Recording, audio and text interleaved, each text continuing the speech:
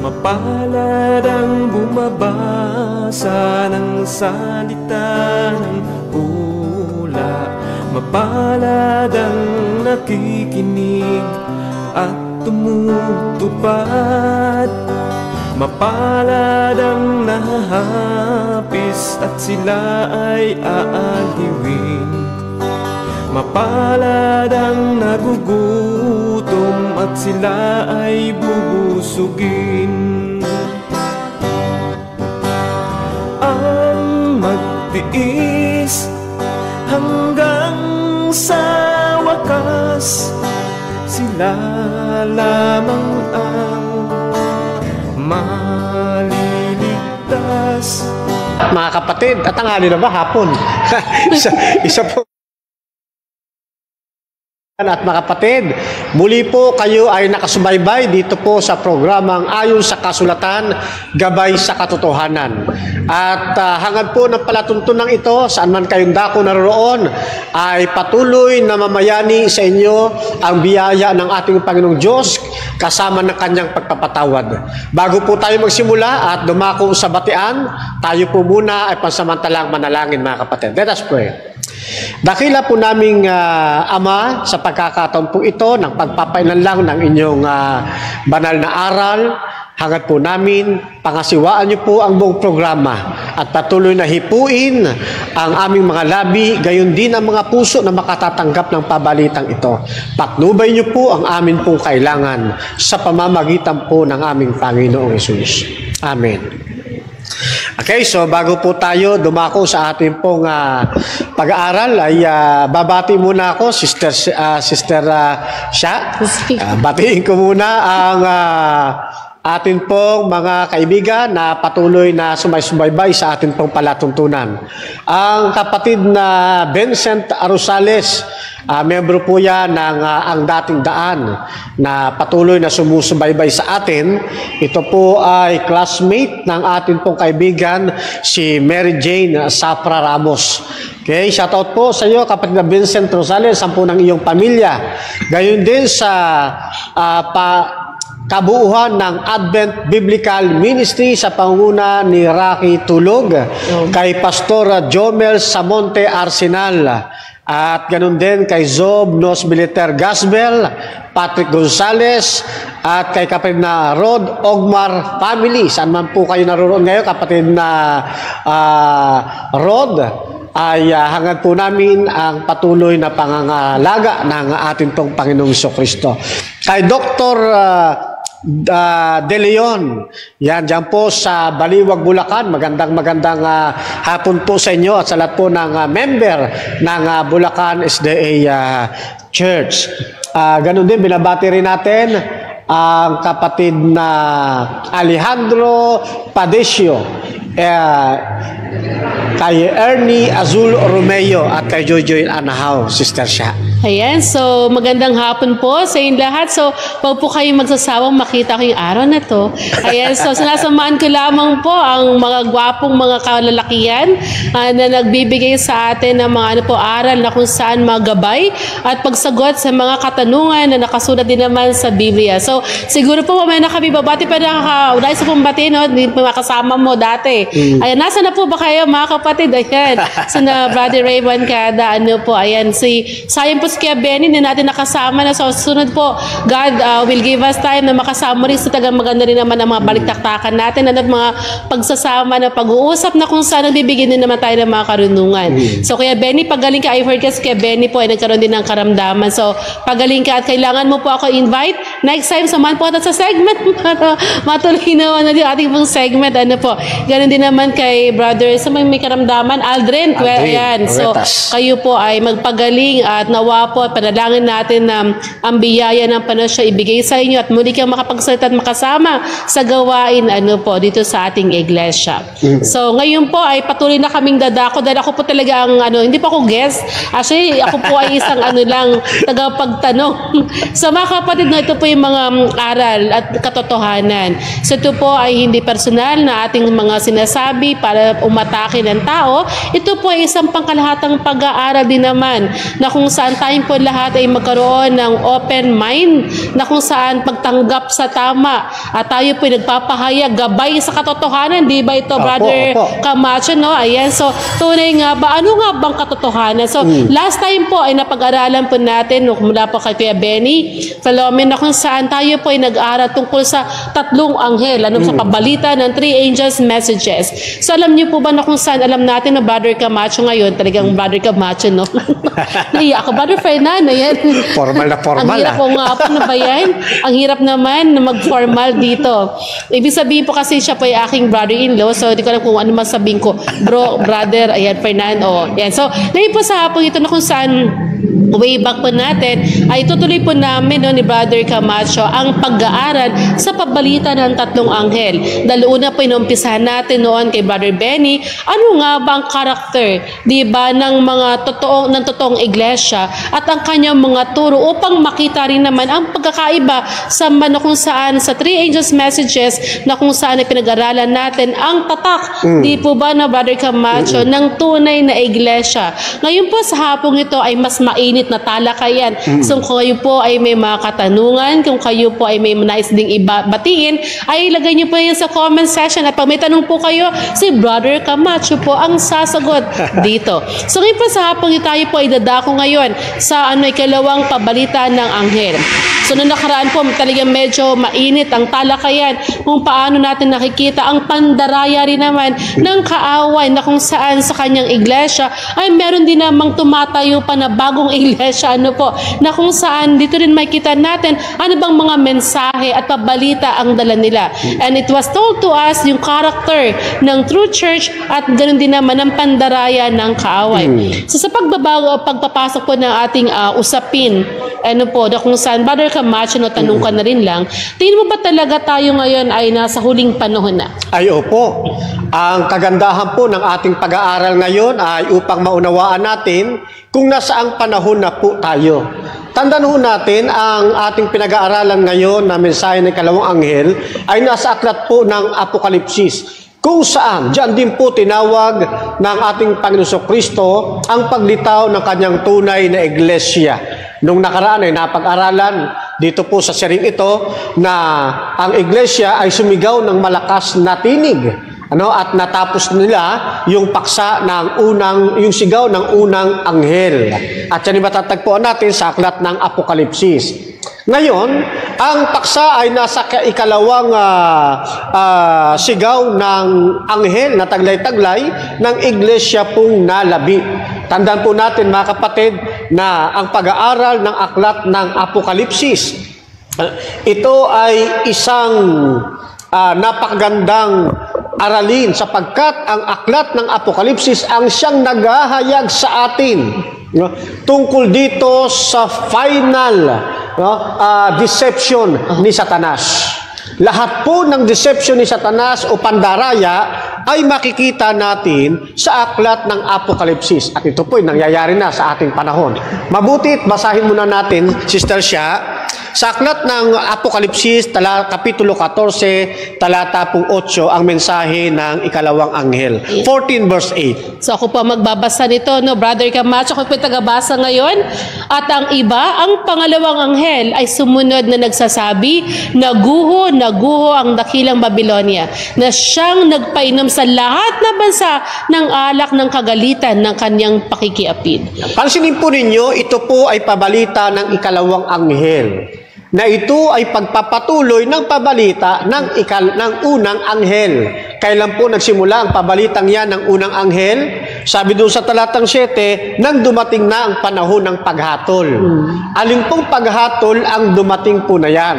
Yan po yung naganap noong 1844, na ang ating Panginoon ay lumagay doon sa dakong pagsisiyasat upang lapatan ang bawat tao sa huling panahon ng kanyang karampatang parusa at gantimpala. Nasa panahon po tayo ngayon ng masiyasat na paghatol.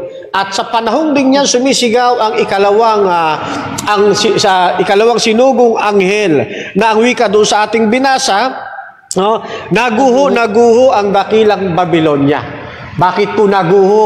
Sapagkat nabisto na yung kanyang pandaraya, na ang author nito ay walang iba kundi si Satanas. Kaya nga, ang aklat ng Apokalipsis ay isang paghahayag tungkol sa mga pandarayang ginawa o ginagawa ni Satanas dito po sa huling panahon sa nalabing iglesia.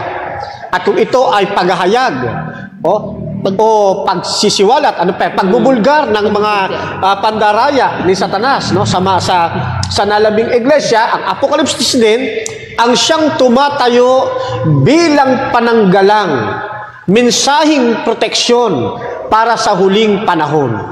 Mapalad tayo sapagkat tayo ay kabilang sa nalabing iglesia. Ang tanong nga lang talaga bang tayo'y kabilang? Talaga bang kayo ay kabilang sa nalabing iglesia? Totoo kasi medyo Brother Camacho, na kung saan bawang pagpatuloy. At talagang maselan ang mga pag-aaral na ito. Talagang sabi nga natin dahil nasa huling pandaraya.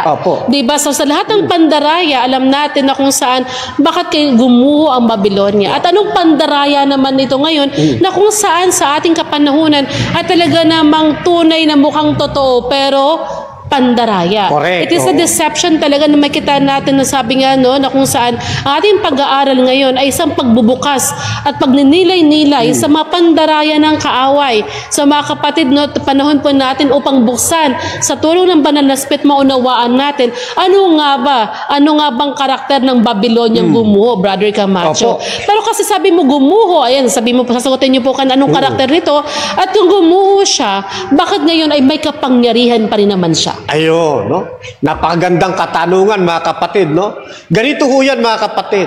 Nabisto na ang espiritual na Babylonia. Ang problema dito, nung siya'y nabisto, nung siya'y naguho, nagkaroon ito, sister siya, ng mga anak. At itong mga anak na ito yung ginagamit ngayon ng Babylonia o ng spiritual Babylon para maipalaganap yung kanyang deception sa lahat ng tao, lalo na sa loob po ng tunay na iglesia. Ang iba mga kaibigan, mga kapatid, lumabas nga doon sa spiritual na Babylon, kaya lang, nang umanib sa tunay na pananampalataya, hindi pa rin maiwan yung sistemang kinamulatan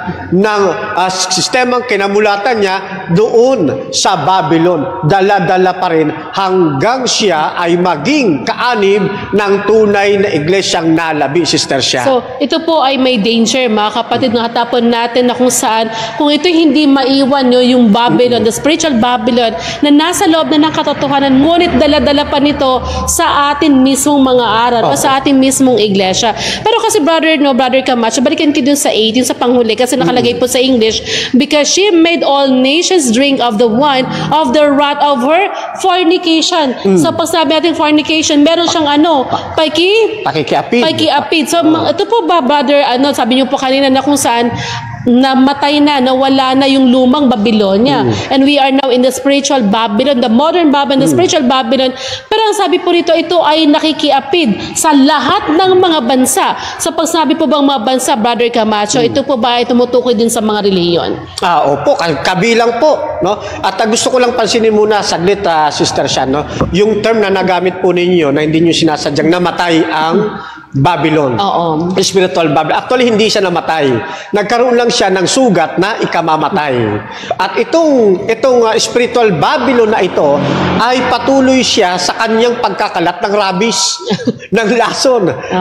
Patuloy siya sa pagkakalat ng kanyang deception. At hanggang sa panahon natin ngayon, itong mga deception na ito, halimbawa, yung Society of Jesus na isinagawa ng spiritual Babylon noong araw, noong mga sinaunang panahon, alam niyo mga kapatid, hanggang ngayon, kung minsan ang iglesia, ang Seventh-day Adventist Church, na siyang nalabing iglesia, pinupulot yung sistema na isinusulong ng Society of Jesus na ginawa ng spiritual Babylon. Alin ito? Yung pakikipagmingle sa iba't ibang pananampalataya na ang layunin No, doon sa formula ng Society of Jesus noon, ang formula niyan, kung bakit sila nakikipag-mingle doon sa iba't ibang pananampalataya, ay para madala nila uli sa kanilang iglesia. Which is nangyayari din sa panahon ito, Sister Sha. Ang motibo, ang motibo, makikipag-ano siya sa ibang church at ang nasa isip niya, madala yung nasa ibang church. Kung tawagin ng iba yan, mga kapatid, ay pwede bang banggitin dito yung postmodern? Pwede naman siguro. Hindi ko na babanggitin para hindi naman. Hindi kasi it's ano naman, no, I mean, when it comes to the term ng postmodern, hindi lang to sa Seventh-day Adventist, Brother Camacho, no? Kaya nga, yung sabi po ng topic that the Babylon now, the fornication is in the churches, because hindi lamang ito sa loob ng iglesia na kadaya. Correct. Napakarami, kaya nga all the nations now are drinking the wrath of this fornication kasi lahat sila ay nakihalubilo. So sabi nga po nung nakaraan natin pag-aaral, is about friendship, the style of friendship, no? Pakisalamuha, pakipagkaibigan, upang masama sila when it comes to, comfort, no, yung comfort nila. Pero totoo po naman, the postmodern it's not a term na tayo lamang pong gumagamit, mga kapatid.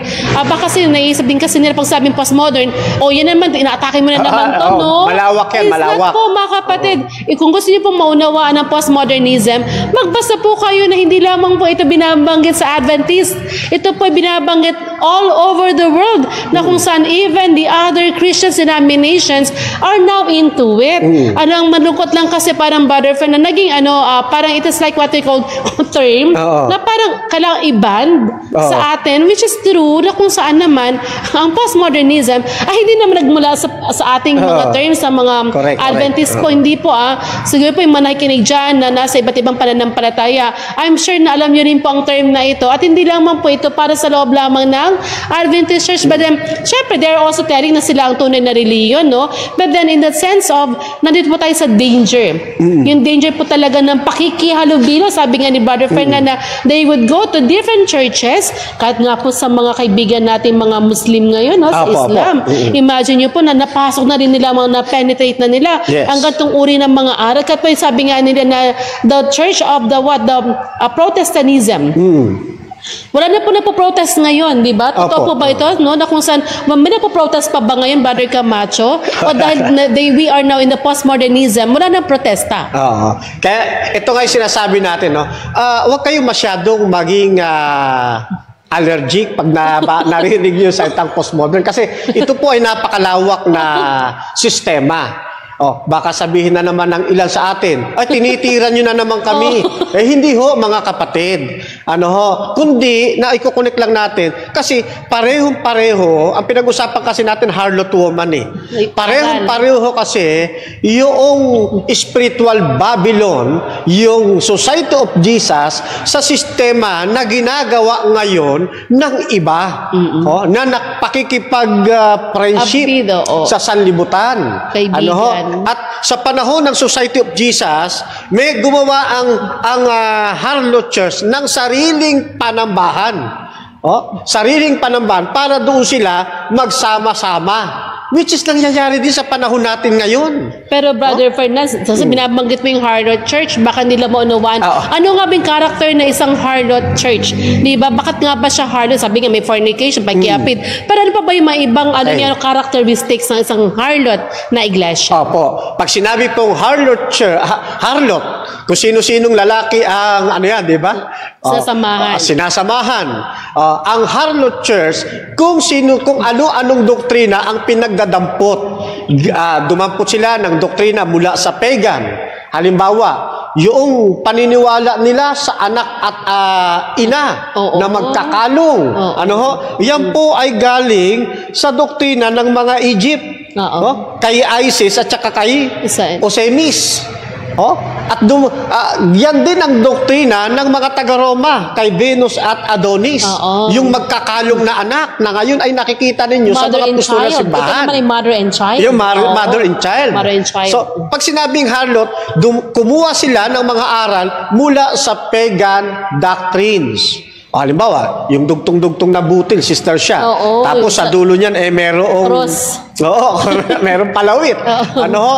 Yan po ay kuha mula din sa pagan adaptation po yan. Galing po sa pagan doctrine na inianyo para maging Christian views. O, parang view, Oo, para lang magmukhang Christian. Pang-Kristiyano. Oo, yan. Nga, balik tayo doon sa nanay at anak. Napapansin nyo ba, laging may helong ano yan? Oo, hello. Araw? Hello? Hello? Lagi meron, Hello. lagi may araw, di ba? Oo, sa likod. Kasi, sumisimbolo yan. Kay Tamus, sumisimbolo yan doon sa Diyos-Diyosang araw. Sun worship naman ito. Sun worship. Oo. Kaya nga, Harlot Church ang tawag. Hindi talaga nag-originate. Kasi ang tunay na iglesia, yung kanyang aral, galing mismo sa kanyang asawa. Sino ang asawa ng iglesia? Si Kristo. Di ba si Kristo? Ngayon, kapag itong iglesia ito mag-a-adapt ng aral mula sa pagan, matatawag siya ng harlot. Yan. Hindi na puro. Yan po pinagkaiba ho, mga kapatid, ha? Ngayon, dagdagan ko, sister, siya, kasi nabanggit mo yung Islam. Totoo po yun, meron na rin sa kanila mga postmodern Islam. Ito yung mga Islam na nagpa-practice ng birthday. Oo. Kasi sa Islam, walang birthday. Ngayon, may mga nagpa-practice sa kanila. Postmodern din yun. Kaya pag sinabi postmodern, huwag tayong maging allergy. Naku, inaatake na naman kami nito. Hindi ho, gusto lamang malaman, sister. Gusto lang maipa-alam yung lawak ho ng pag-aaral nito. Kaya pati ngayon, Brother Browper, pati ako natatakot na rin magbanggit nito. Baka ma-cancel culture na rin tayo, no? Oo. So, nakalungkot lang kasi ito po ay general in terms. Sabi nga, sa Harlot Church, sabi nga mula sa, sa Muslim, sa Islam natin, mga kaibigan, meron na rin talagang mga aral na nasipi na rin at nakuha at na-adapt na rin nila, no? So, mayroon natin na kung saan the character alone. So, ito po isa palang character na isang babae na harlot, no? Ano pa po ba, Brother Broper, mula sa pagkuha ng iba't iba pang mga aral? Do they also practice this even in our Christian churches nowadays? Maging totoong usapan tayo ngayon, mga kapatid. Wala tayong bulahan. Alisin na muna natin yung mga... Sugarcoating. Oo, tsaka yung mga isipang pinaparinggan na naman kami. Yung mga isipang kami na naman ang binibira. Hindi po, mga kapatid. Kung sakali lang, sister siya, na mayroong tinatamaan sa pagkakataong ito ng ating paglalahad ng katotohanan. Hindi sa layuning kayo saktan, kundi sa layuning maituwid yung kung kayo nalilisyana, ay maibalik natin sa katotohanan. Kasi marami ho tayo, mga kaibigan, mga kapatid, bagamat tayo ay iisa sa nalabing iglesia, dito na tayo mag-usap sa loob. Marami hong mga dinadalang aral dito. Galing ho sa Harlot Church. Kaya nga ang iglesia inihalin tulad sa sa isang taniman, di ba? Mayroong mapanirang damo, mayroong trigo. Yan. At yung mapanirang trigo na yan at ang damo, lagi nag-aaway yan sa loob ng church Kasi gusto nung damo, manatili siyang damo. Yun namang mapanirang trigo, talaga mapanira Kaya lang, mga kapatid, dapat uriin natin yung ating pananampalataya. Saan ba kayo nakapanig? Kasi doon ba kayo sa mapanirang damo, sister siya? O doon sa trigo? Go ahead. Kasi tayo po ngayon, nag-aaral tayo sa pangalawang pabalita ng anghel na kung saan talaga the three angels' messages are being brought all over the land, all over the nations, all over the world talaga. Kasi alam natin talaga nasa huling yugto tayo ng ating mga ng ating kapanahon. We are in the near time and the end times talaga. And this end times message talaga is to open our eyes. It's not about to put us in the box, mga kapatid, sayang kasi alam na natin yung konting katotohanan. Konti na nga lang sasaniban pa natin ng maling aral. Paano yung konti mong alam, nalagyan pa ng maling aral, paano na ang iyong pananampalataya? It is what we call an eye-opener. It's not only to not to attack anyone, mga kapatid, kasi nakakalungkot kasi marami ako na rin mga iba't ibang iglesia. Pag nakarinig ng mga tema, ng mga term ng postmodernism, about the new age movement, parang feeling nila lagi we attack someone or we attack something. It is not, actually, it is now sabi nga, ito na yung norms. Ito yung nangyayari in the common, nagiging common na siya sa loob ng iglesia. Pero sabi nga, it is about coming out from this type of Babylon. Di ba? Bakit tayo bilang mga remnant, the remnant church alone must not be, di ba? Must not be included. And we must reject, di po ba, Brother Camacho? We must reject this kind of teaching in the church. Ano ba ang meron dito? Ano ang meron sa mga maling teaching na nasa loob na ng ating iglesia? Isa pa rin, Sister Sha, itong inilabas ng Harlot Church. Kanina napag-usapan natin, yung Harlot, yun yung mother. Nagkaanak ito, ang dami ng baby nito, ang dami ng anak nito eh. At naglabas sila ng program para saluhin ng mga evangelical churches. Ano itong ipinasalo nila doon sa evangelical churches?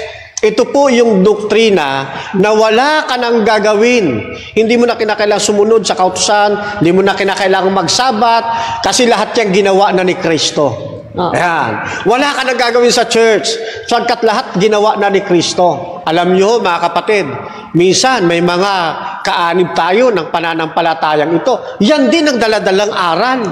Aral na kinreate ng Harlot Church, ipinamana sa Evangelical Christian Church. No?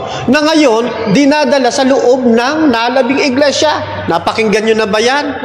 Huwag na ninyong ituro yan, yung mga sabat-sabat, yung kautusan. No? Kahit hindi natin sundin ng Ten Commandments, sinunod na ni Kristo yan. Hindi sa atin nag-originate yan.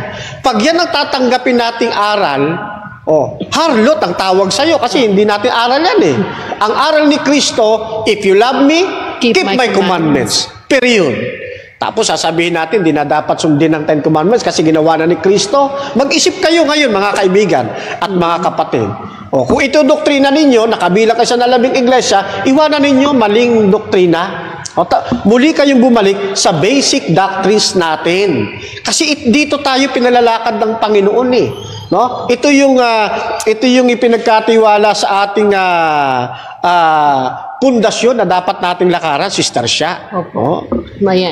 So, napaganda po na ating topic. No? Ayan sa Brother Camacho, it's about the fornication of the Babylon talaga, the spiritual Babylon. Pero sabi nga, the word deception alone, no? Kasi pag sabing deception, mapandaya talaga. Mapanling lang talaga. Kasi pag sinabing deception, may kagandahan. Kasi hindi ka naman madadaya kung pangit ang pandaraya, diba? O pangit yung gawang pandaraya sa atin. So, magkita pa natin, bakit kasi nagkakaroon ng compromising? Yan. So, the Protestant churches, they compromise in the teaching of the Babylon. So, mukha po kasi pag sabi sa ating Babylon, parang wala na yan. Diba? Iniisip nila, ay wala na yung dati. Diba? Wala na yung dating Babylonia. Pero, in the sense of spiritual talaga, ito po, in the present times, ay daladala natin. Pero pag sabi po kasi natin, may pandaraya, Brother Camacho, at meron po sasabi natin na yung talagang deception, na ating ginagamit sa panahon natin ngayon. At sabi nga sa the spiritual Babylon, recently po kasi, di ba, even the Pope, ang kapapahan talaga, meron pa sila talagang organization. Kasi sabi ko po yung Economic Forum, the Economic Forum po doon, hindi yung puro pang ekonomiya lamang. They talk about the religious freedom all over the world. Ang sabi ko sa Brother Camacho, let us make us one. For the common good. Para sa kabutihan ng lahat. Sa salitang common good, sino ba naman ayaw ng common good? Sino ba naman ayaw ng kapayapaan sa lahat? Sino ba na ayaw magkaroon ng pagkain sa lahat? Pagtulong sa lahat? Walang mahirap at walang mayaman pagdating sa ganitong usapin. So, Brother Camacho, ano ba ang danger ng common good? Ito rin ba ay related sa sinasabi nating pagpandaraya ng kaaway ngayon sa loob ng ating iglesia? Opo. Halimbawa na riyan, mga kapatid. Yung inilabas na programa ng Harlot Church, yung nabanggit ko nga sa inyo, yung The Society of Jesus. Mahalaga itong programa ng Society of Jesus kasi ang pakilala ng Society of Jesus, yun po ay programa pero hindi nila pinapakilala yung church nila, Sister Sha. Kasi kaya nila inilabas yung Society of Jesus dahil natuklasan ng mga tao na ang 666 ay ang Papa. Tutuwirin ko na kayo. Yung sinasabing Harlot Church, yan po ang Roman Catholic Church. na gumawa ng programa ng Society of Jesus. Ano ang inilabas na doktrina? Makipag-mingle kayo, makipag-friendship kayo sa buong salibutan. Kahit sinong iglesia na yan, huwag ka lang magpapakilala. Huwag kang magpapakilala na ikaw ay Katoliko. Kasi pag nagpakilala ang Katoliko, masasaktan sila. Mai-intimidate sila. Kasi nga, katatapos lang nun, madiscover na ang 666 ang Papa. Totoo. Alam nyo, yan din ang nangyayari sa panahon natin ngayon. Yung ibang mga grupo, naglalabas din sila ng parang Society of Jesus. Dito sila gumagawa ng grupo, pagkatapos hindi sila nagpapakilala na sila ay Seventh-day Adventist Church member. Kaya sa halip na pastor ang itatawag, hindi na pastor ngayon itatawag, doon sa pastor, coach. Saan galing yung terminong coach na yan? Galing yan sa Society of Jesus. Galing yan doon sa mga sinaunang programa ng Harlot Church. Kaya nakita ninyo, sabi ng Society of Jesus, ito long term natin gagawin to. Tanong, yan bang terminong long term narinig nyo rin ba sa panahong ito? Yes! Tignan nyo, namatay na nga yung ibang nag-ano dyan ng ibang nagpo-programa nadala ba sa loob ng iglesia? Yung sinasabi nilang dadalhin sa church. Hindi po. Iyan po ang ginawa nung araw ng Harlot Church doon sa Society of Jesus. Tanong, nadala ba ng mga tagapangasiwa doon sa Society of Jesus? Yung mga born again na naging membro ng Society of Jesus? Hindi. Ano dinala nila? Yung alak ng kagalitan. Yun ang kanilang nadala. Yung wine. Yung maling doktrina. At hanggang ngayon, hindi lang puntiryan yan ang Seventh-day Adventist Church. Puntiryan yan ang lahat ng uri ng pananampalataya. Kaya kapag kayo nahagip ng mga termino, huwag po ninyo ikakagalit. Ito'y bahagi lamang ng ating pag-aaral para sa ikatatatag ng ating iglesia, Sister Shah. Totoo po, no? So actually, I was searching kasi parang 2 years ago, nabataan po natin na meron ng bagong iglesia ngayon.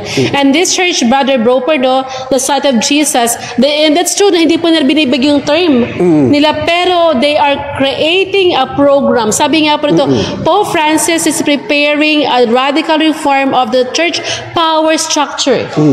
Written last 2021, nung nag-create po sila ng gatong uri ng structure, it will be imposed by this 2023, Brother Broper. So 2023 po, you will be surprised on how the churches would be adopted by different churches. Opo, di ba this year, na kung saan nagkaroon po talaga tayo ng pagbabago at reforma, hindi lamang po sa iglesia natin, kundi sa lahat ng iglesia upang tanggapin ang isang uri lamang ng pananampalataya for the common benefits of all humanity.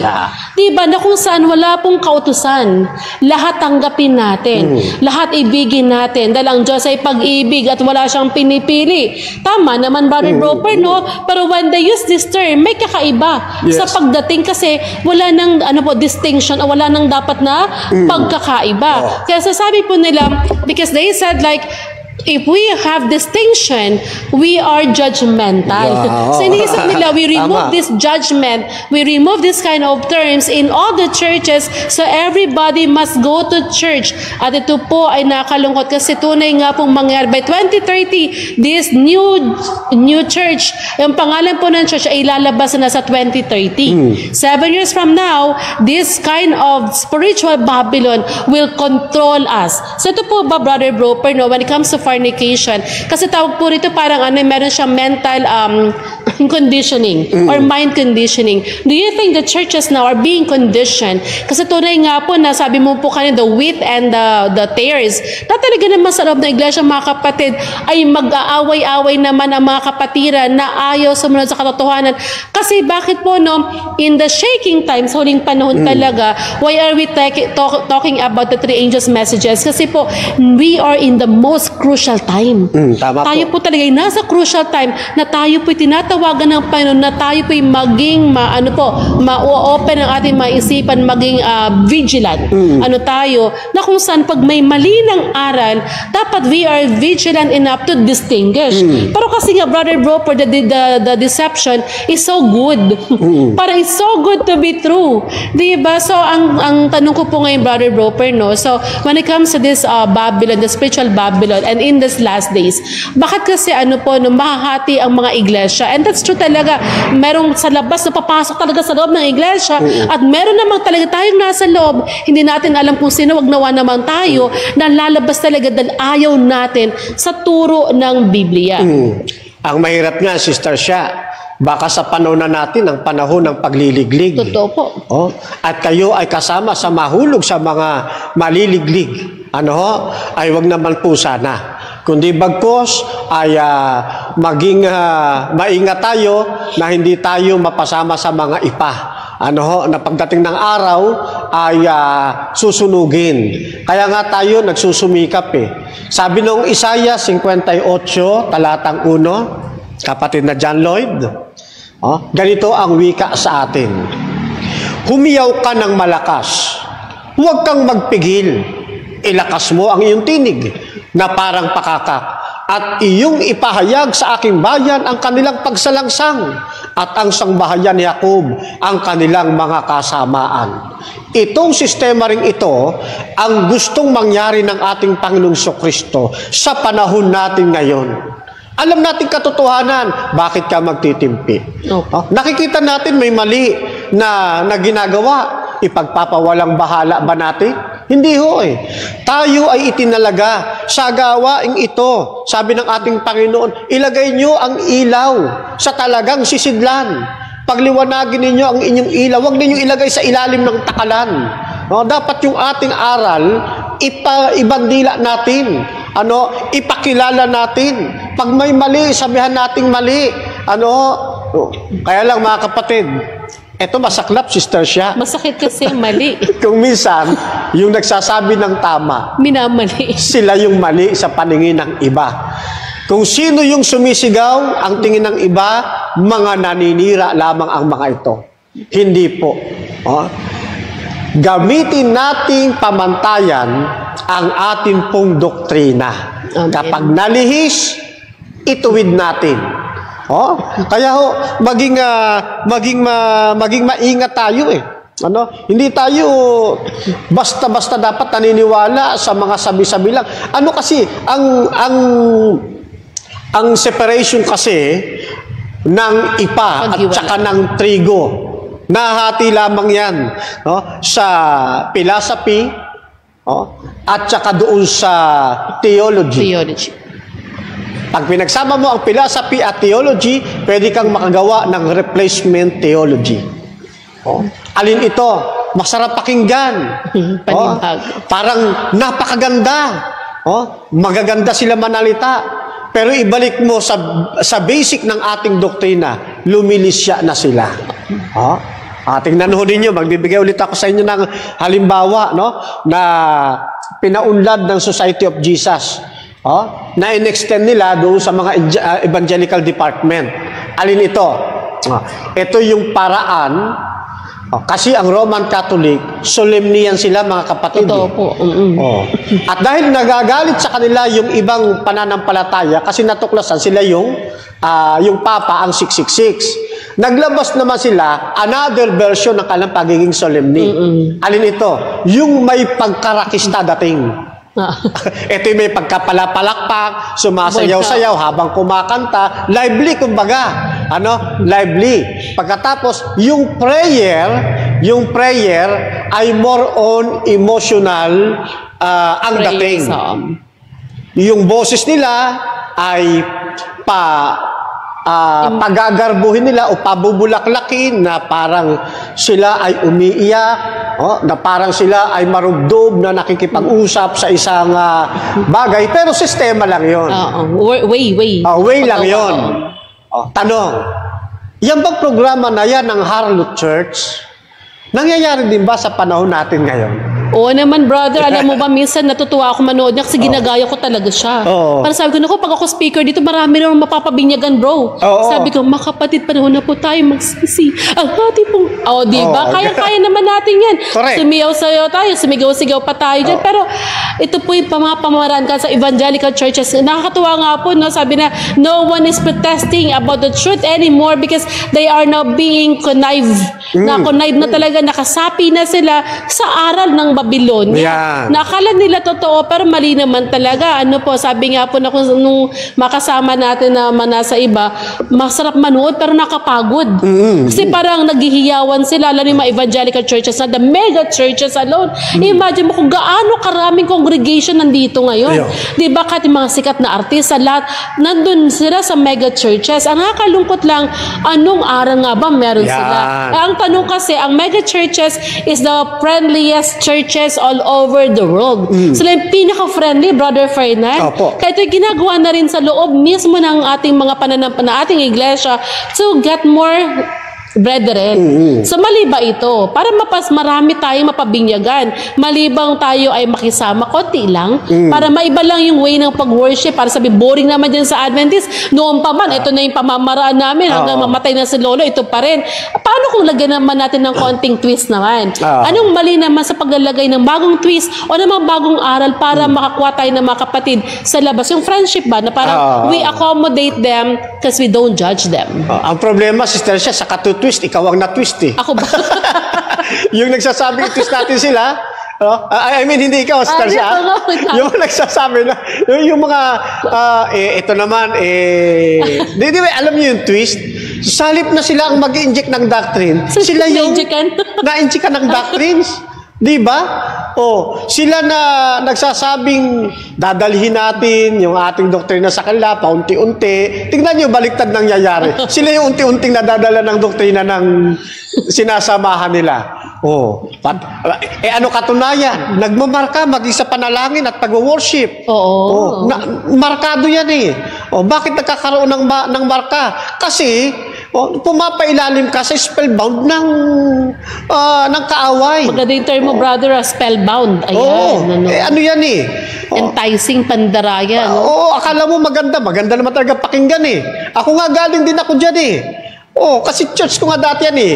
Yang Universal Christian yang Unida. Member ako dyan eh. Ganyan talaga ang way of worship. Anong sistema dyan? Una, maingay. Tapos, idadrive kayo niyan sa kanta papunta sa emosyonal. Diba? So, yung damdamin mo ngayon, mula sa mula sa maingay, bababa ngayon yun. Sistema yan eh. Para pag nanalangin, tapos mananalangin ka ng aral na panalangin na parang yung panalangin siya kanina, yung umiiyak-iyak.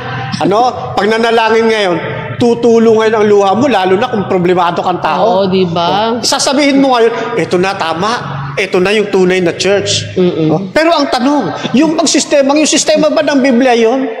Hindi po. Yun ay sistema ng mga charismatic movement, ng evangelical movement, minana nila sa Society of Jesus na ginawa ng Harlot Church. Bakit lagi ko nadadaan yung Harlot Church? Kasi nga ang paksa natin Revelation chapter 14, verse 8. Yung condition ng Babylon, dinideclare doon sa chapter 18, verse 4, Sister Sia. Tama ng brother, kasi nakalagay, has fallen. Ibig sabihin, hindi pa talaga siya bumagsak. Kasi yung term pa lang po, ayan, sabi kasi nung aking kapatid kanina sa English, sa grammar po kasi, when we say has fallen, from the past until now, it has the effect. Ayun. Pag sinabing it fell, wala na pong effect ngayon, tapos na siya. Pero the Babylon has fallen. Ibig sabihin, kahit kala mo lang nag-fall, pero yung effect po niya is until now. Nananatili. Ibig sabihin, hindi talaga siya bumagsak, brother. Continuous yung kanyang effect sa ating kapanahunan, sa ating mga iglesia. Di po ba? Yan yung sinasabi ko kanina na hindi namatay. Kasi nanatili siya. Kaya lang, meron lang siyang sugat na malubha. Kailan tatayo yan? Sa kahulihang panahon, muli yang tatayo. Bibigyan ulit siya ng kapangyarihan para hawakan ang politika at iba pang mga religious group. At ang kasunod niyan, pagtugis sa nalabing iglesia. Huwag niyong pangarapin mga kapatid, makasama kayo sa mga tutugis, sa mga magsusumbong. Sapagkat maraming membro ang Seventh-day Adventist Church na mag-aala, ano yan? Jacob Strobel. Kapatid niya, tuturo niya. Saan nakatago, saan sila nagpunta, sila mismo magtuturo. Sino yung mga pangkati na yan? Yan yung mga hilaw sa pananampalataya, Sister Sia. So nakatuwa po kasi kanina sabi mo ngayon about sa di ba sa fornication ng ating mga iglesia ngayon mula sa Society of Jesus. Kasi talaga makita na rin po natin mga kapatid na kung saan ito ay normal. It's a normalizing way na nga po. It is normalized. Ang nakalungkot kasi wala na pong distinction, So yung sasabi po nga na talagang daring panahon that we will be separated. Pero sa huling panahon naman, itong has fallen Babylon will arise again. And it will show the power kasi na-condition niya na lahat. Ang malungkot dito, pag na-condition na tayo, ayaw na talaga natin sa katotohanan. Talagang tatalikuran po natin ang katotohanan dahil binigyan na natin ng kaparaanan sa ating mga buhay ang pagtanggap sa salitang normal. Sa salitang hindi na dapat pero dapat pala na ginagawa natin kahit hindi na po ito tama sa ating Panginoon. Imagine niyo po kasi kaya namin naisip ako magandang katanungan, nakita ko yung magandang dalaga, madalang ice cream, biglang nawala. Kasi may ice cream kaya nawala pa talaga. Ayan, so kasalanan na kumakain sana all. Ayan, may tanong tayo, Brother Broper, Ayan, so gusto ko rin pong balikan muna yung mga katanungan. Meron pong tanong dito mula po kay Brother Paul Flores. Tanong ko lang, sino ang nag-canonize ng Old Testament at New Testament Bible? Ang mga Hudyo po ba at mga Roman Catholic? Pakisagot po. Ayan, sasagutin mo ba ito, brother? Wala sa paksa. Sige, sasagutin ko. Naka-caps po eh. Hindi, choice naman mo ito, brother. Sige, sagutin natin. Ayan, kasi po naka-caps lock po. Brother Paul Flores, hindi ka naman po galit sa amin. Okay lang po magtanong. Ayan, sasagutin po na ating nagagawapong kasama si Brother Fernando Camacho. Ang nag-canonize po ng Old Testament ay ang Jewish community. Wala pong kinalaman dyan ang Roman Catholic Church. Kaya sa panahon ng ating Panginoon Kristo, ibinabandila niya yung pagka-canonize ng Old Testament. Kung tawagin po yan ay Tanakh. Sa panahon ng ating Panginoon, ang official, ang standard na kanila pong Bible ay binubuo po ng Tanakh o yung Old Testament. Ano yung Tanakh? Yung Torah, Nebim at Ketubim. Triple division po yan. Mula Genesis hanggang sa Malakyas, yun po yung pinakatanak po nila. Ang nag-canonize po ang Jewish community. Kaya sa panahon ni Jesus Christ, Old Testament ang kanila pong ginagamit na Bible. So hindi po ito mga Roman Catholic, hindi po. Mga Hudyo. Wala silang kinalaman dyan. Mga Sabadista nga yan eh. Huwag natin po sisihin ang ang Roman Catholic sa canonization ng Old Testament. Ayan po, Brother Paul Flores, ito po ba'y nasagot? Ayan, kung meron ka pa pong karagdagang katanungan na hindi naman po masasagot ko, siya pong sasagot. Si Brother Camacho pa. Maraming salamat, Brother Camacho. So going back po sa ating topic, na kung saan napakaganda. Sabi mo nga po, kadarang panahon na talagang tayo mismo magkakapatid sa loob ng iglesia ay talaga namang susubukin tayo. Liligligin din naman tayo. So ito po yung kagandahan ng pag-aaral ng ating pong mga salta ng ating Panginoon sa hapong ito para po maunawaan natin. At habang pa po hindi pa sarado ang pintuan ng awa, the close of probation, mga kapatid, let us go back to the truth. Let us go back to ask God to give us wisdom to understand the truth habang hindi pa po ang ating mga puso ay tumigas. Sabi nga po, pag binuhos ang huling ulan, the latter rain itself, pag ito po ay naibuhos sa iglesia o sa atin, wala na pong pagbabago. Ang sabi po rito, ang masama ay magpapakasama, ang mabuti ay magpapakabuti. Ang mga sarado ang isipan ay forever na pong sarado ang isipan. Kasi nakita po natin yung danger, sa, di ba, Brother John Ray, sa Revelation 14, the danger alone of having the fornication and joining in this rank. Diba, na pagsama, mukha po kasing maganda, mukha namang mabait, mukha namang kaaya-aya. Sino ba naman ang gustong magpahinga ng Sabado? Sino ba naman ang gustong wag magtrabaho ng Sabado, anak ka ng sweldo? Diba, sino ba naman ang ayaw kumain ng mga hipon, halimasag, halimango? Diba, sino masarap daw yan? Sabi nila, sobrang sarap. Sino ba naman ang ayaw ng ganito? Correct. However, pag tinignan natin ang kasulatan, ano pong sulat ng Biblia, ay nandun po ang warning. Tama. Diba? The three angels' messages are what we call the warning in the land. Kasi alam nila na pag may warning, merong po danger na darating. So it is yung wisdom po na binibigyan ng para hindi tayo madala sa ano po, sa kapahamakan or the destruction of this land. Yeah. Brother Camacho? Kaya nga, yung aralin natin nasa aklat ng Revelation eh. Kasi yung aklat ng Revelation, katulad nabanggit natin kanina, ito ring mga aral na to ang magiging proteksyon ng kanya pong bayan. Ano? At aminin natin mga kaibigan, mga kapatid, sa loob ng Seventh-day Adventist, hindi talaga lahat ng membro dyan matutuwid. Oh? Kasi nga, ang iglesia inihalin tulad sa isang taniman. Pinagsama ang trigo at mapanirang damo. Pero ngayon, dahil dito sa mapanirang damo, kailangan ba tayong lumabas? Hindi ho. Kailangan nating magpakatibay. Tignan ninyo ang sabi sa atin ng kapatid na Ellen White sa Patriarchs and Prophets, page 88. Sabi rito, men were taught that it is possible to obey the law of God, that even while living in the midst of the sinful and corrupt, they are able, by the grace of God, to resist temptation and become pure and holy. So, resisting. Pwede pa rin tayo makapamuhay dito ng maayos, ng matuwid at banal sa biyaya ng ating Panginoon para makaiwas doon sa mga maling aral, sa mga tukso. Magpapakatibay tayo, hindi tayo aalis. Kaya mga kaibigan, mga kapatid, huwag kayong aalis sa pananampalatayang ito.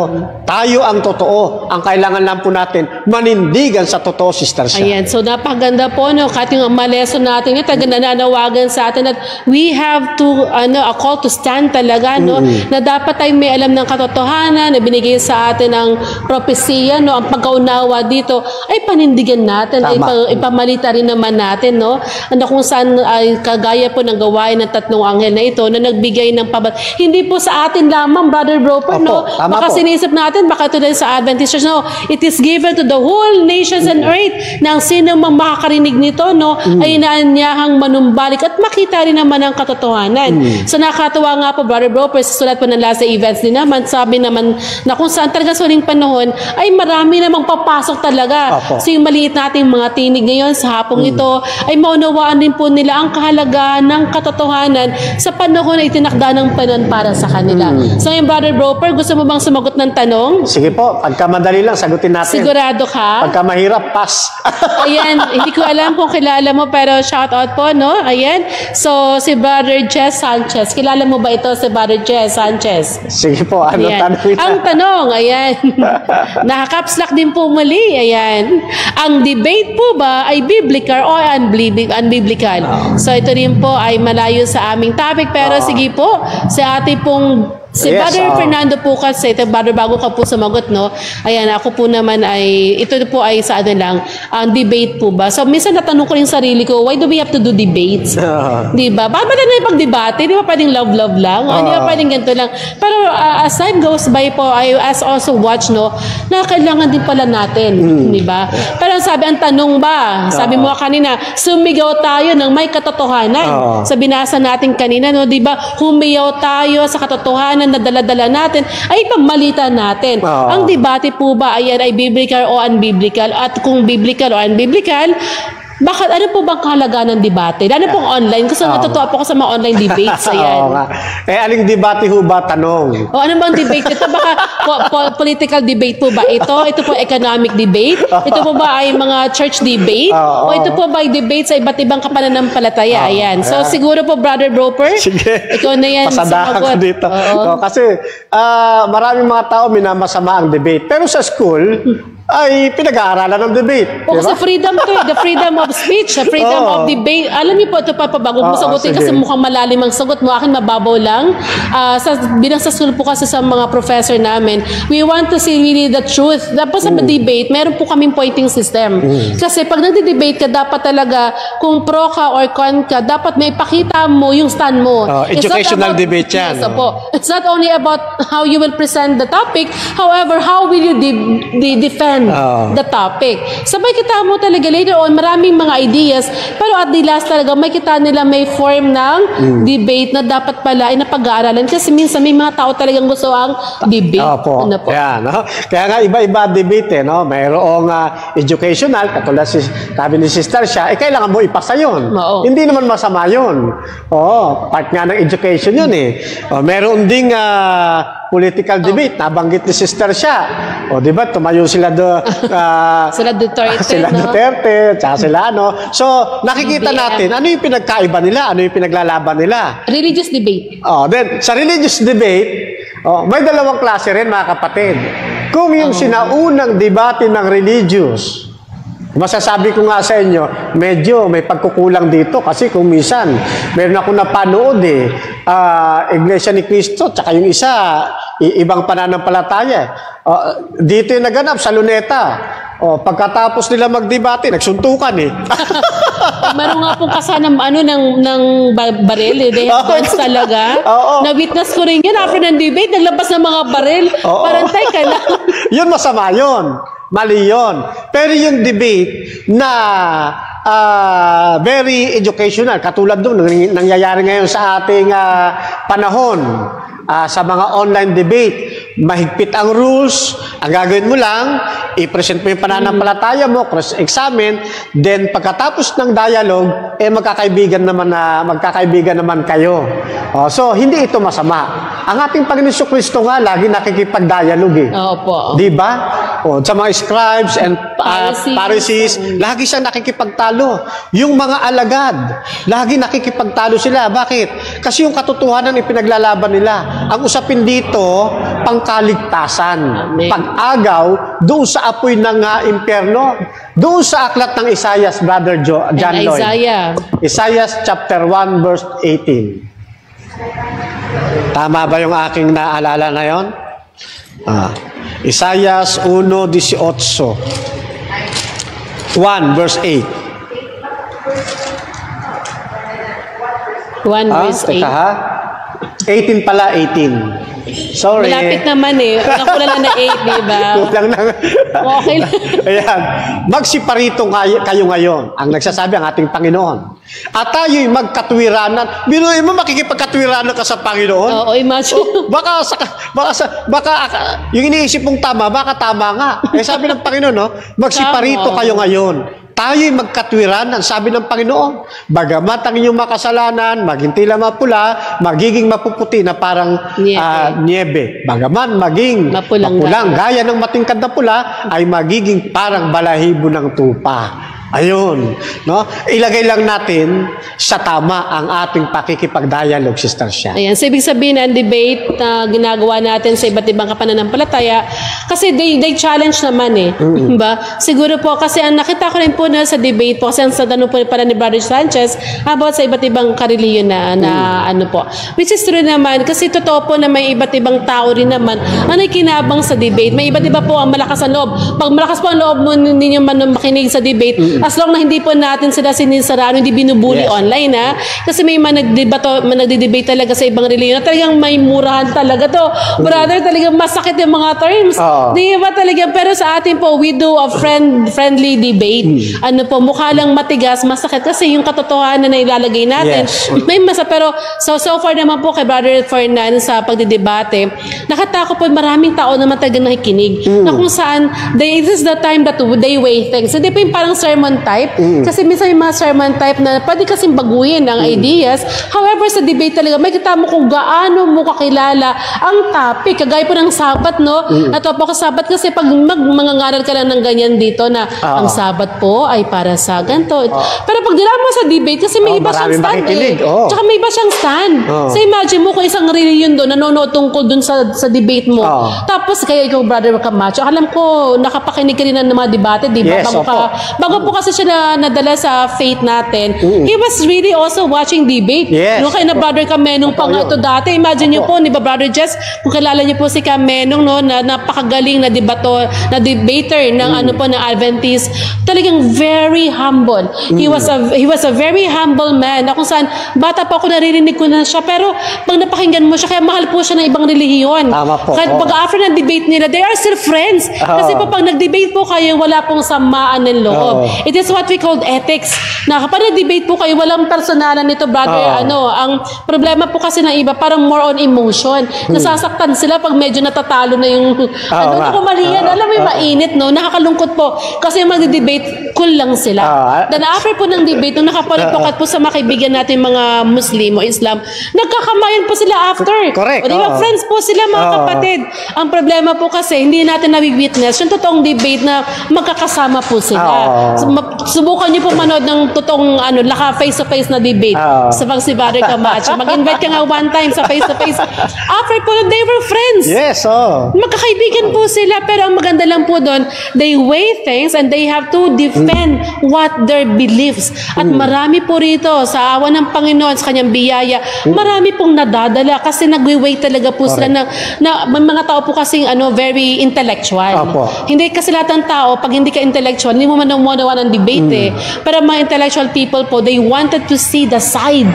Diba? Kasi doon po sila nagwe-weigh ng things. Kaya po ang presidential debate, baka pagalingan sila ng sagot. They should know their piece, they should know their craft. And as a debater in your religion, napakahirap po para ito. Kasi kailangan himay-himayin mo ang bawat sipi ng Biblia, verses to verses, chapter to verses, chapter ng Biblia. Hindi po siya hinuhulaan lamang. And it needs a lot of preparation. Bakit po? Pag natalo ang iyong pag natalo ka sa debate, imagine mo isang congregation yan, Brother Camacho, isang relihiyon ang madadala mo. Naku, mali naman pala itong aral namin, hindi ba na, diba? It is also what we call, kaya po we pray for the debate, So, Brother Camacho. Meron pa akong, ito, testimony between Seventh-day Adventist and Reform Movement na nakaka-dialogue namin lagi. Ngayon, yung mismong debatista ng Reform Movement, kabilang na ngayon sa atin.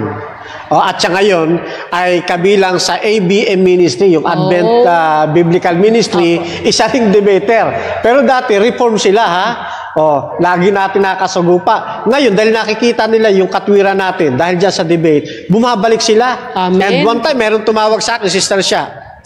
Nung una, nagagalit sa akin Tigilan ko na raw yung debate kasi nasasaktan yung kanyang asawa. Tapos kung ano-ano masasakit na salita narinig ko. Then sabi ko, niyaya ko mag-pray. Alam mo, pinagpatayan ako ng cellphone. Di ako na lang mag-isa nag-pray. Pero after 6 months, tumawag uli sa akin. Nakilala ko yung number kasi sinave ko Tumawag uli sa akin. Kinakabahan ako, Sister Sha. Kasi tawag na naman ito. Pagagalitan na naman ako nito. Alam niyo, bungad sa akin nung sinagot ko ang phone. Brother Fernan, meron ka bang GCash? Oy. Sabi ko, maganda. Tapos sa usapan namin, kasi humihingi na siya ng tawad, ng sorry sa kanyang ginawa, at yung kanyang asawa, na dati nasasaktan kasi nakikipag-dialogue ako, nagbalik loob sa atin. Amen. May makakagandahan po sa debate.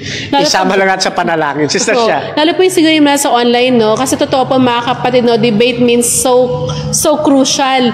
Pag nanonood tayo, pag mahina ang dibdib mo, huwag po kayo manonood ng debate. Kasi minsan tayo, hindi po napipigilan mag-comment. nagpapa-comment talaga kayo, nakakainis talaga yung mga ganyan, di ba? It is also a test of faith kasi ang ating pong mga debaters ay chill lang talaga yan. They're guided by the Holy Spirit. And then when this debate also, kasi mas mabilis pa ang debate mangaral. Bakit po? Kasi straight to the point yan, specific and precise. Hindi ka pwedeng paligo-ligo yan, Brother John Lloyd, kasi pag paligo-ligo sabi, out of the context ka, Brother Paranan. Di ba mga ganun po kasi yan out of the context ka, wala yan baka din sinabi mo, mali naman yung, so napaka very, doon ako po naunawa na parang pag high blood kayo, hot-tempered kayo, wala po kayong pasensya, huwag po kayo manonood ng debate. At huwag kayo makipag-debate. At huwag po, tama yun. Pag alam nyo po na hindi nyo alam sabihin nyo sa debate, huwag kayong makipag-debate. Kung gusto po ng mga debate para ganito, at hindi naman po lahat ng debate ay pinapatulan. Kasi may mga debates po na alam mo naman na hindi naman na dapat bigyan ng panahon. And it's just a waste of time kasi parang they will just test you. However, we pray for this po. Kaya po pag nakita niyo po, may mga pirmahan po yan, mga kapatid. Hindi po basta-basta yung aming pong internet medyo mahina, no? So, hindi po yung basta-basta tinitake ni Brother Fernando. Natin po mga defenders of faith. Ito po ay isang mission ministry na talaga namang hindi pang lahat. Brother, may tanong ka pa. Bago ka muna sumagot yan. So maganda po yung sa debate. So Brother Jess Sanchez, ayan po ay yung kasagutan. So may tanong pa po kayo, tanong ka lang. Sige, next one tanong naman natin ay tungkol kay Sister Marjorie Rodriguez. Tanong ko lang po, ayan, Brother Fernan, may Sunday keeper po ba sa Biblia? Wala po Kung may Sunday keeper sa Biblia, wala po. Kasi ang tunay na lingkod ng Diyos, mga Sabbath keeper. Kapag ka nag-Sunday keeper yan, anak yan ng harlot. Kasi ang Sunday keeper ay yun pong harlot church. Inadapt nila yung sistema ng pagan, para maging araw nila na pagsamba. Actually, yung araw ng pagsamba, mayroon silang malalim na ini-implement dyan Hindi lang yung simpleng pagsamba.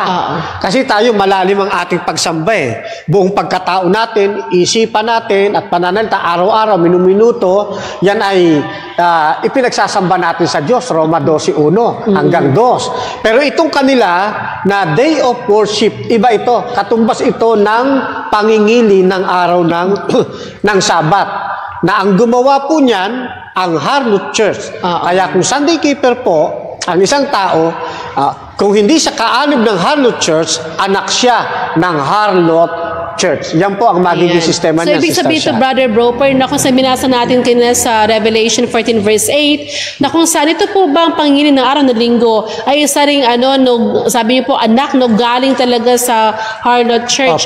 Na kung saan, makita po natin, it was practiced only the time during the Roman Empire and before the Dark Ages talaga. And then during that time, na tinakot na lahat, when Christian was infiltrated now in the land, talagang nakita na dapat baguhin ang sistema ng pagsamba. Kasi nung panahon po ni Jesus Christ, they went to church on Sabbath only. They went to the temple on Sabbath. Walang araw ng linggo. Wala po. Talaga sa panahon nila, na kung saan, mula sa pagsulat ng kasulatan, ay nangihiling talaga sa araw ng Sabado.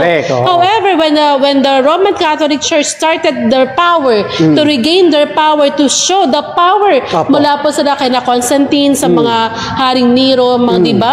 Talagang they infiltrated the fear. Sabi mo po kayo na yung malalim na pagkatakot kasi it was about the deception and fear na kung saan pag hindi ka sumamba ng araw ng linggo at hindi ka sumunod sa kautusan ng Romano ay talagang papatayin ka, Brother Broper. Talagang makakaranas ka ng hindi lang pagpatay kundi persecution when it comes to Christian belief ay Christian faith natin. Kaya nga yung theology niyan, mga kapatid, yung Sunday doctrines, actually, yan Sunday worship yan talaga Sun worship yan. Kaya nakita nyo yung mga inaano namin sa inyo kanina, yung ama at anak. Kahit yung Jesucristo nakapako sa krus, laging merong siya Meron lagi siyang may sinag ng araw. Kasi may kaugnayan po yan sa pagsamba nila sa araw. At saan galing po yan? Sa pagan. Inadapt nila, kaya nga tawag sa kanila harlot Ngayon, tingnan ho ninyo, sa Catholic record, Ito po ay naisulat do sa London, Ontario on September 1, 1923. Ganito po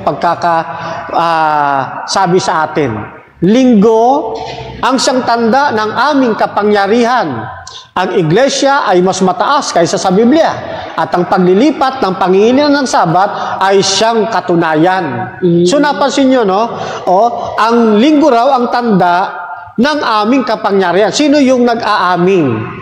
No, yun pong Roman Catholic Church. Hindi nila ikinahihiya.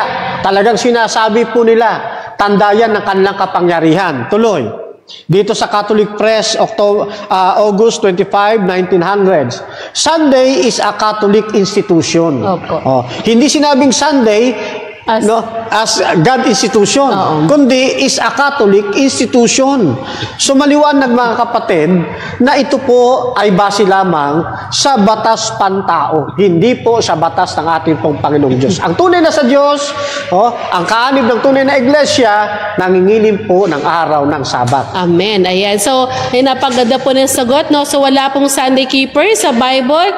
It's only about the true keeper and that's a Sabbath day. So, nakita po natin na ang fornication po ng kaaway ng Babylonia talaga until now. Ayan. So, nakatuwa po kasi ang message, Brother Jess Sanchez, ano po. Ayan. So, in debate, we meet Satan. Ministers who contend with the opposers of the Church of God do not have to meet men merely, but Satan and his host of evil angels. Satan watches for a chance to get the advantage of ministers who are advocating the truth. And when they cease to put their entire trust in God, and their words are not in the spirit of love of Christ and the angels of God that can strengthen and enlighten them, they leave them to their own strength, and evil angels press in their darkness. For this reason, the opponents of the truth sometimes seem to have the advantage, and the discussion does more than harm than the real good test. Tama naman po, no? Tama naman. Tandaan po natin, siguro sa binasa na rin natin ng Brother Jess. Thank you also for sharing that as well. Kaya po, it is, not everybody can be a debater. Not everyone. I'm telling you po, totoo yan. Kahit po sa mga simpleng FB, minsan magko-comment lang tayo, ang Bible ginawa naman ng tao. Gusto mo makipag-debate, hindi mo masabi. And always remember, the true debaters of Christ, they are calm, is inspired by the Holy Spirit. Imagine that it was Satan debating with you. Paano mo na lang harapin sa Satanas kung wala kang alam sa katotohanan? Imagine you po, no, when you are in the debates, always remember, Satan is also with them who are opposing the truth and wanted to blind the truth. They want us to silence. Diba? Kung sa debate ka magagamit ng Panginoon, ito po ay isang gift. Ito po ay gift ng Panginoon para may pabalita rin naman natin ang ating pananampalataya. Alam niyo po ba, hindi lahat ng tao may kinig sa sermon natin sa iglesia. Correct. Diba? May iba't iba po tayong platforms when it comes to our ministries. At may mga tao talaga, nakalungkot din naman po talaga, Brother Chess, no? And I would say na marami rin po nakipag-debate na talaga minsan it's more on the personal, parang pagalingan talaga. Diba? Magagaling sila. Pagalingan, kaya talaga nilalampaso na. And that's so sad. Kasi it's not the character of Christ. When we are bringing, sabi nga, the torch of light, sabi ni Brother Camacho po kanina, no, nadala-dala po natin ay liwanag ng katotohanan. We have to light, and we have to be the bearer of lights of truth. Pero ang tanong, no, paano may nagtanong sa'yo, sige nga, patunayan mo. Kung sa panahon at pagkakataon na hiningi sa'yo, at doon mo siya makakakita ng karunungan at katotohanan, bakit naman hindi? Kaya po, we always put the armor of God and the gospel, kasi po hindi po lahat ng tao kayang i-defend ang Biblia. Kaya tayo po ay humingi ng karunungan sa hindi po ito personal ng Brother Camacho, kasi akala ng iba away talaga ito. Kaya po totoo naman, the way that we, the Seventh-day Adventist debaters, will speak with wisdom. Diba? We will speak with wisdom, mercy, and justice in their mouth. Hindi mo sila makakaringgan dapat ng mga salita na matatalas. Diba? O natalo ka na. You don't know the work of the Holy Spirit. Kasi sa debate po, it is the intervention of the Holy Spirit ang binibigay po sa mga taong nais na ipa-erase ang flag ng katotohanan. So, brother, bago ko pa sumagot muli, ito po last na lang. Ayan. Sabi ni Sir Nida Baltazar, shout out po Sir Nida, ako po, kaya ako napasok sa debate na nakilaban kasi naawa ako sa ating mga kapatid na nalalampaso. Sa time natin nalalampaso ng mga ka-debate nila. Kaya di ako nakakapagpigil sa awa. Ako humarap sa mga katunggali nila. Kaso di naging maganda para sa akin kasi naging matapang akong parang tigre. Kaya umalis ako sa debate para maibalik ang pagkamahinaon. Alam niyo po ba, Jesus Christ also faced these debaters. Di ba? Ang mga kaharap ni Jesus Christ, mga opponents talaga ng akaaway niya talaga ito. Di ba nung siya ay binabalahura, pero yung sagot niya, di ba? He would never say such word na nakakasakit, mga kapatid. Remember po, no, when we are into debate, we have to practice the ethics of debate. Hindi po tayo basa-basa ng sasalita. Tandaan po natin, ipanalangin natin yung nakikipag-debate. Kung si Brother Camacho ay may debate, why not pray for him? Hindi po natin kailangan sumagot sa mga trolls. Di ba? Kasi mga trolls na yan, sila po ay tinatawagan talaga, ano yung may mind condition yun, sabi, ganito gawin ninyo, pag nag-debate ako, mag-post kayo ng mga ganitong salita. Ganyan talaga, di ba? Kaya po si Brother Camacho, pag nag-debate po yan, tuwang-tuwa ako kasi parang, wow, chill-chill lang, ngiti-ngiti lang yan. Pero, alam niyo po ba na kami kinakabahan, pero sabi nga na, let's pray. Why not pray? Correct. Di ba? At ang sabi po na isa nating kapatid, same here po, nanggigigil ako sa mga bastos mag-comment. Ayan. Di ba, nakakatawa po, normal po talaga yun. Kaya, Brother Camacho. Alam nyo mga kapatid, sa tuwing ako'y sumasabak sa debate, hindi ako umupo sa debate na hindi ako nakapanalangin. Kasi yan ang pinakasandata natin. Na Panginoon, ilayo mo sa akin ang galit, huwag makita sa akin ang ganito-ganito, kundi ang inyong aral, ang inyong kaluwalhatian, at yan ang ating dapat panghawakan. Amen. Kaya totoo yun, mayroong debate na pangit, mayroong din debate na maganda. Kapag ka nakita ninyo yung sarili, hindi nyo kayang kontrolin. Huwag kayong makipagdebate kasi masisira ang ating iglesia. Pero kung kontrolado ninyo, dahil naniniwala kayo sa Holy Spirit na kayo gagabayan, magiging payapa ang ating pag-uusap, marami tayong kaluluwa. Kawikaan 25 verse 9 sa King James Version. Kaya tama naman sinasabi ng kapatid na Ellen White. Tama yun.